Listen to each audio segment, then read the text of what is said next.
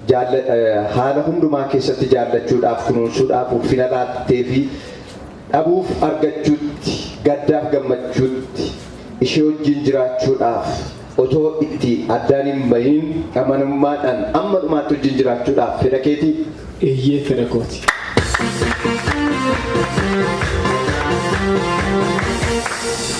Amma immoo siinan gaaffaa ati dubaree Roomee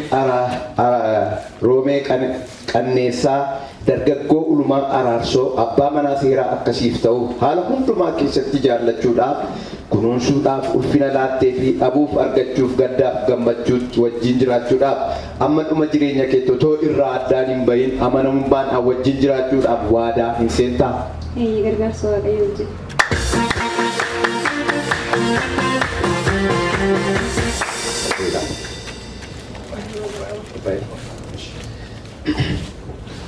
Amma waan ani jedhu na wajjin jetta. Ani Oluma Ararso si Roomee Kanessaatiin haadha manaa seeraa akkanaaf taatuuf haala hundumaa keessatti si jaallachuudhaaf ulfina si laachaa amma dhumaatti si jaallachaa amanamummaadhaan si wajjin jiraachuudhaaf amma sin fuudha. Kanaafis mallattoo waadaa akka ta'uuf qubeelaa kana fuula waaqayyoof fuula saba waaqayyoo duratti siifan kenna.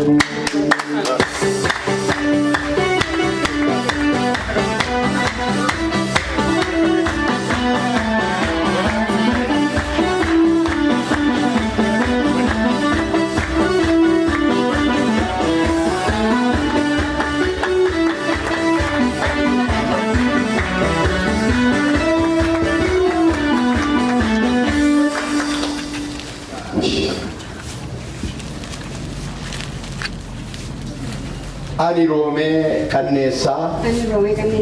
siin Oluma Ararso abbaa manaa seeraa akkanaaf taatuuf haala hundumaa keessatti si jaallachuudhaaf ulfina si laachaa amma dhumaatti si jaallachaa amanamummaadhaan si wajjin jiraachuudhaaf amma sittaneeruma. Kanaafis mallattoo waadaa akka ta'uuf qubeelaa kana fuula waaqayyoo fuula saba waaqayyoo duratti siifan kenna.